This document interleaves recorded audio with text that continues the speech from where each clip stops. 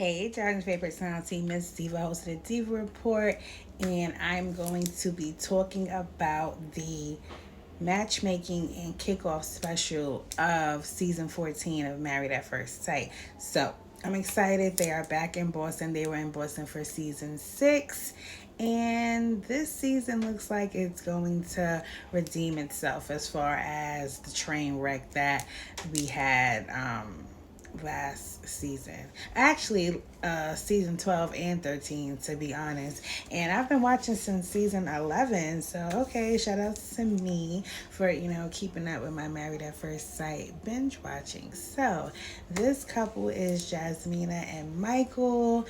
And obviously, they are beautiful people. Of course, we want to celebrate. We're rooting for everybody black always. So, I'm going to hope and pray that they do make it. But it's a lot of little factors that can be the reasons why they don't. First and foremost, the experts, which they have done plenty times. Oh, you want chocolate? Well, I'm going to give you vanilla and you better eat it. Jasmina asked for someone taller than her. Michael asked for someone shorter than him. Obviously, we can see from sitting down that she is clearly taller than him. We all know there's a lot of debates on the internet and just life period about tall women, short men, and the complex and everything. So that's a factor. It's a clip that they show. She says to him, "You're not going to disrespect me." Of course, it's just a preview. We don't know the context of the conversation, but then it's like, what are they talking about? And the main objective is any type of argument. Can you get around this, being that you only have damn near 90 days to see if you want to be married to someone who you literally met at first sight.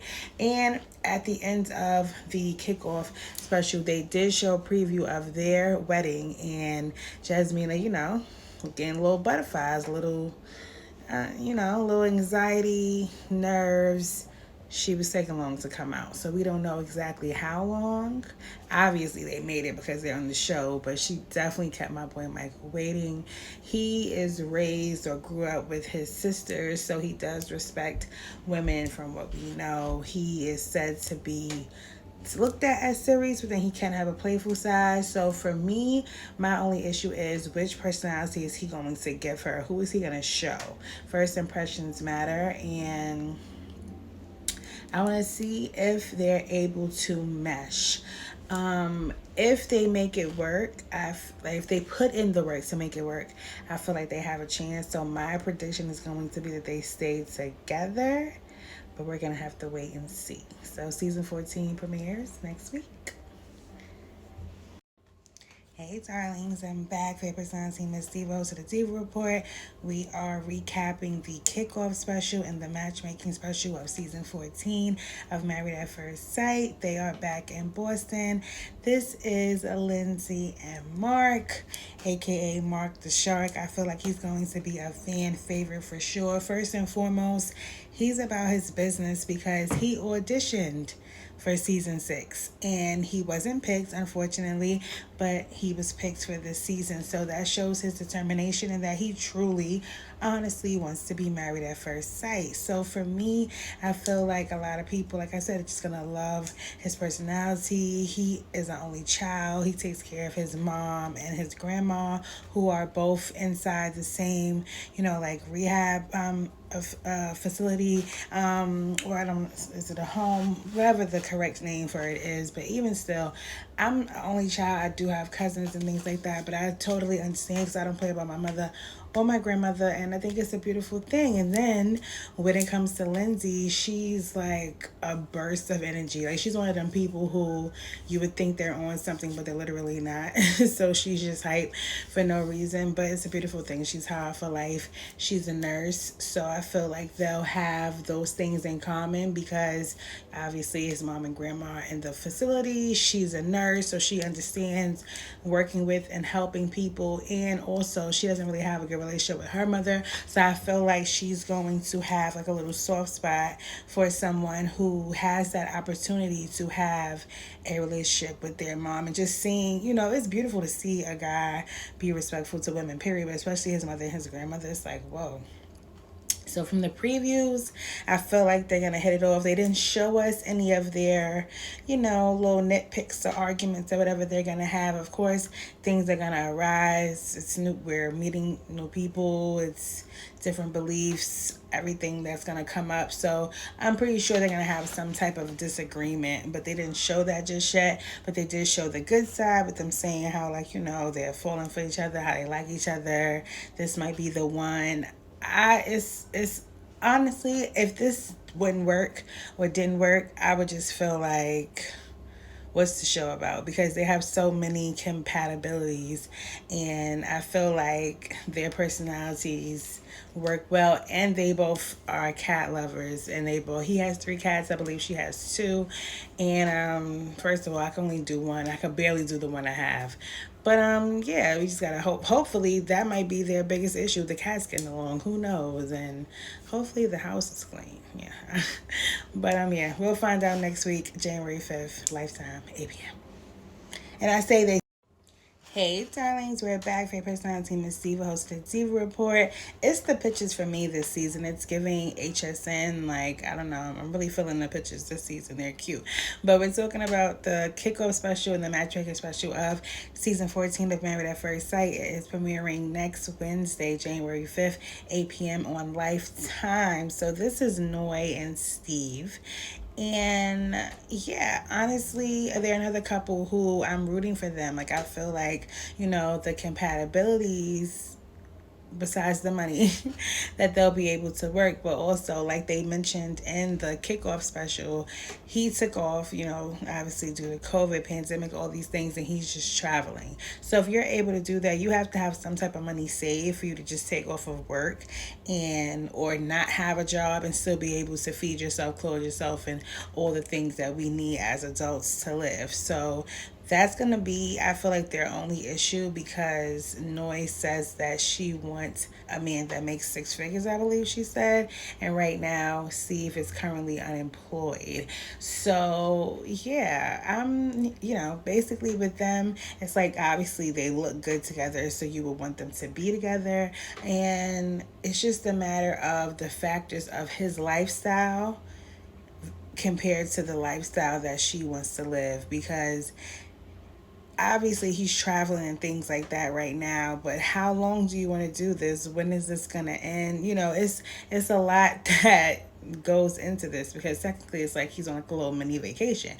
He technically like is fakely retired. So I don't know. I feel like that's gonna be their main issue: finances and lifestyle choice of how they want to live. But yeah, I'm rooting for them. I'm gonna say for them, I don't want to say no, because it's a possibility that they could stay together, but it's like, it's a part of me that wants to be like, no, they're not gonna be able to stay together, because I feel like the certain aspects of your lifestyle matters and how you want to live. So that might play a part. So it's like, on paper they're right for each other and they definitely would go well. But when it comes to the reality of how Steve is living right now, does Noi want to deal with that? So based off that alone, I'm gonna be on the fence and say that they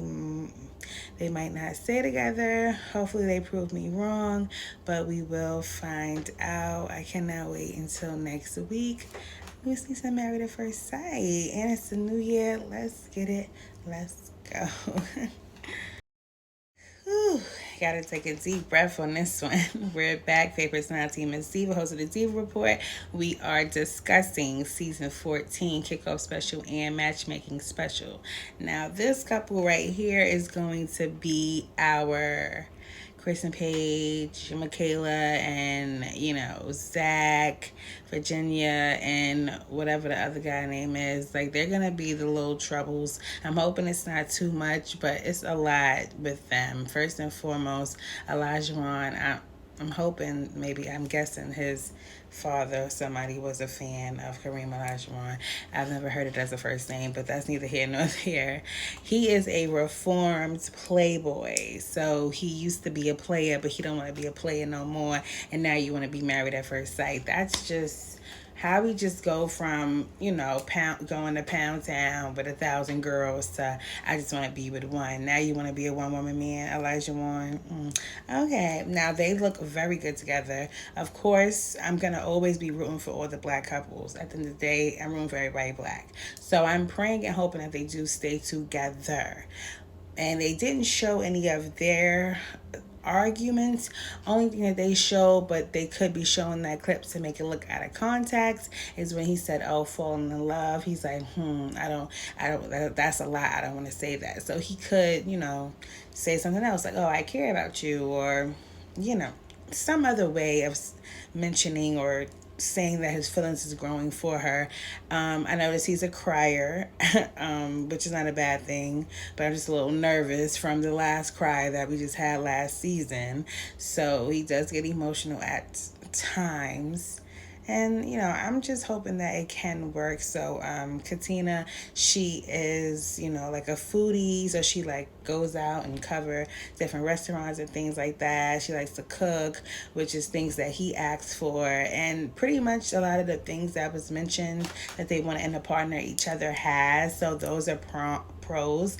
I noticed that literally all the couples kissed when they showed the previews of their weddings, which is a complete 180 from what we had to endure last season of Mr. Miller, aka the real villain of season 13. So yeah, I feel like, just like I always say, if they put in the work, the relationship can work, and that's for any of the couples. So for me, I mean, it might be, what, I'm on the fence with them too. I'm not even going to even be biased, because of course I want them to be together and stay together, but I am going to say, because it's a chance they might not, my prediction is going to be that it's not going to work. You're gonna have to wait and see. Last but certainly not least, hey, it's your favorite smile team. It's Diva, host of Diva Report. We are discussing season 14, Married at First Sight. It is starting next Wednesday, January 5th, 8 p.m. on Lifetime. This is Alyssa and Chris. Now, these two are going to be the ones who get on our nerves. I can already assure you and tell you. First and foremost, they already send them on a trip to pick out dresses. Baby girl bought an additional 10 dresses. You're doing a lot. Imagine if this was not a wedding that was done in 2-3 weeks and wasn't rushed. And could you imagine the bridezilla that she would be? Like, I cannot. Chris, I'm a little worried about him, because for me, just from what we have seen in previous seasons and from the previews, I'm nervous that he's going to be one of those, we thought you were a nice guy, but then you're really an a-hole. And I'm praying he's not like that, because he really does seem like he's a nice guy. I really don't want any assholes this season, because what we've been dealing with the past 2 seasons. But for them, she is everything he wants. As far as looks wise, they done found exactly what this man wanted. So he's not going to be disappointed at all when it comes to the looks. For her, I feel like she's gonna definitely be open to him as well. But problems do arise, and they did show a scene where I'm not sure if it's a situation where she actually did say it. Maybe he didn't word it right, or maybe he did put words in her mouth. Even still, she felt like something he said was calling her a liar, and she was not feeling it. So they are gonna have, as every couple will, some sort of issue. And I'm just a little nervous to see what it is. So right now, I feel like I only have 2 of the couples. I feel like that can potentially stay together. I feel like everyone can stay together again if they put in that work. But the cons of these relationships, because you're literally just meeting this person, is it has to be put into place. So for them, they can possibly make it work, but I just feel like if it's too many deal breakers on either one's end, it's not gonna work. So I'm gonna have to say that they're not going to stay together. I feel like whatever the beliefs are, the finances, whatever it is, it's gonna be something that they don't necessarily make it work. But at the same time, I slightly do think that they're gonna work, but I just want to play devil's advocate. So right now we have two couples staying together. So now I can't wait till the end of the season to find out I was right.